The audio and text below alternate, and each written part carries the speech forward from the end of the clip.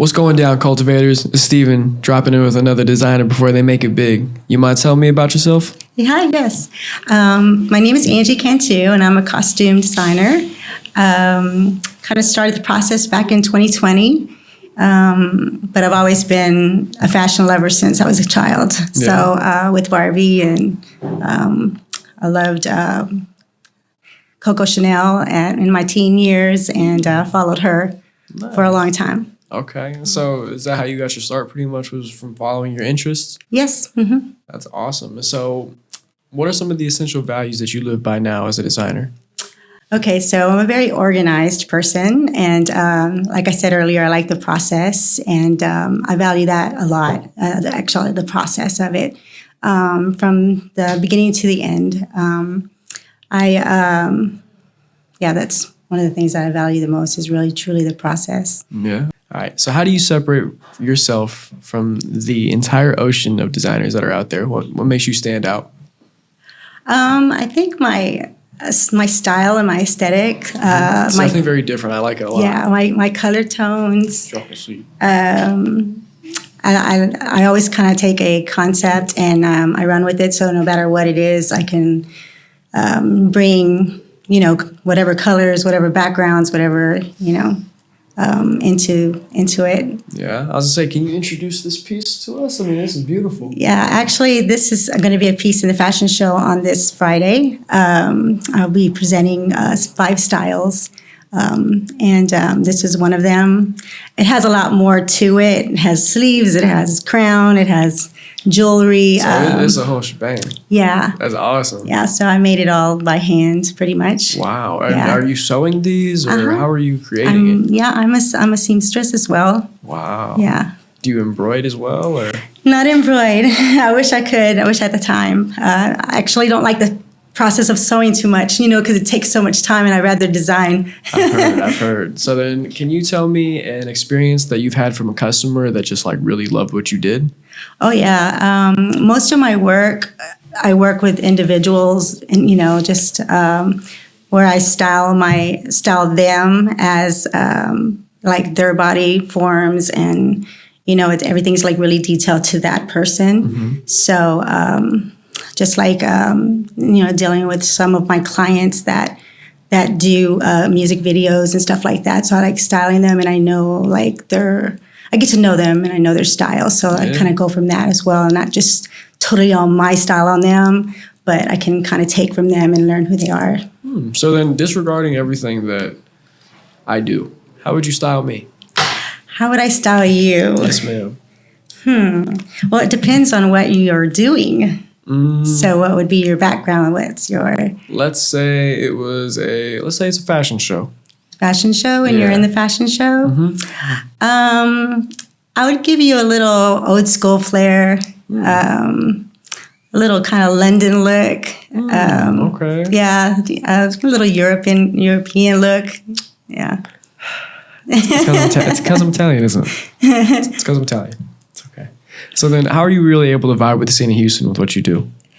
Well, I'm just getting into it as far as coming out of my shell. So I think the art scene has captivated me, and the music scene, as well as the movie scenes, especially here in this area, in the Second Ward. My father grew up here, and I was living here for a while, but I've watched it grow into what it is, and it's captivated me. And I'm actually doing a movie as well. I'm doing wardrobe for a movie right now, too. That's awesome. Yeah, so. And so I'm sure you faced challenges along the way. What were some of the things that have really had a setback on you that you were able to overcome? Oh, so many years of it. I've kind of been in and out since 2015 when I created Gigi Jules. I went back to school, and but then I had situations occur with, family, and, my car accident right before 2020, before COVID. So I had a car accident, but I actually did a closet organization because it kind of helped with my fashion, because, I loved, helping women with their closets. But since the accident, it kind of kept me in one place, and I couldn't really do anything, and I couldn't work anymore. So it was kind of like one of those things where I had to just kind of take what I had and create. And I started with fringing T-shirts.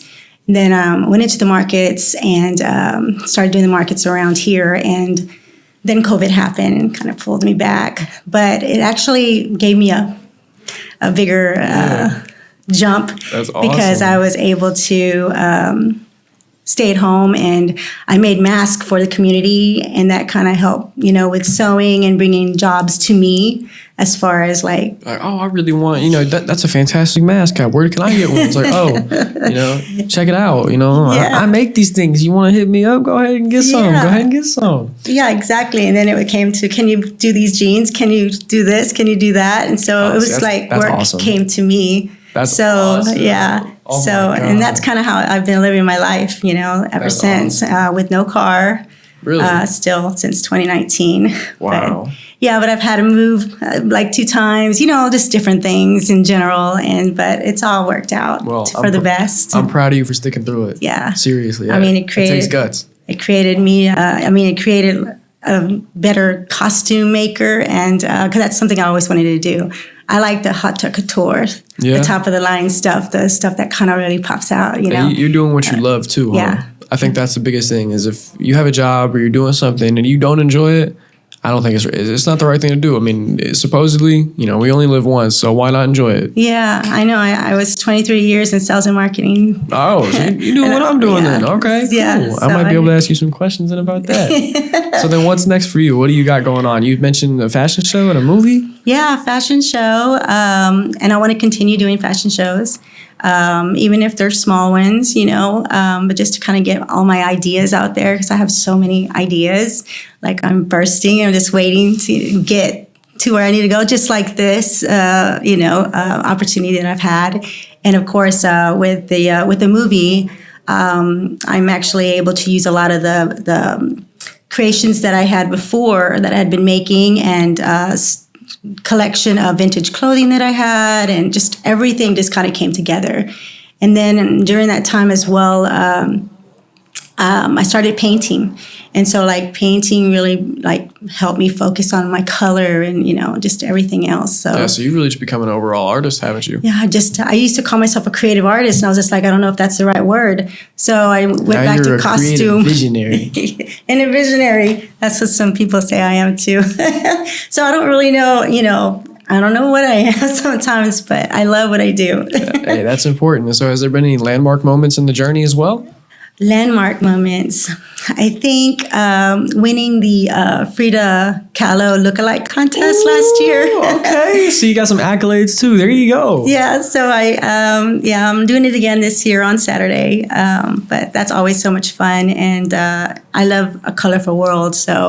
And it's very bright, colorful. I love Frida Kahlo. That's awesome. So would you say you're being able to really set a trend through being colorful? Yeah, I think so. I think I already have with my fringe and my jewelry and coming together and with other artists and combining our art, has created a whole other added look to my wardrobe. So, yeah. That's dope. So you got any advice for anybody just starting off in this industry? Don't give up, no matter what. Yeah, just keep going. Focus on the inside person, let that person shine. That's awesome. And so what's the big dream for you? Where do you want to go with all of this? I always used to say I wanted to travel to California, to Europe, and go everywhere else and be this big mega person, but I can do that here. Exactly. We got Hollywood and Houston, people. That's right. I told my friend that when I went to California, she had to move back. I went to visit her. She had to move back. And I said, don't worry, we're gonna bring Hollywood back to Houston. That was in 2017. Oh. And I've seen it grow, and it's been culminating for a while. Here it is. Yeah. If you ain't here, where you at? That's a big thing. So where can everybody at home get in touch with you? Gigi Jules. It's going to be Gigi_Jules with a Z on Instagram, and then Facebook, Gigi Jules with a Z. That's dope. So, well, cultivators, it's been great cutting up with Angie. Thank you guys for tuning in today, and I'm going to see you guys in the next one. Peace.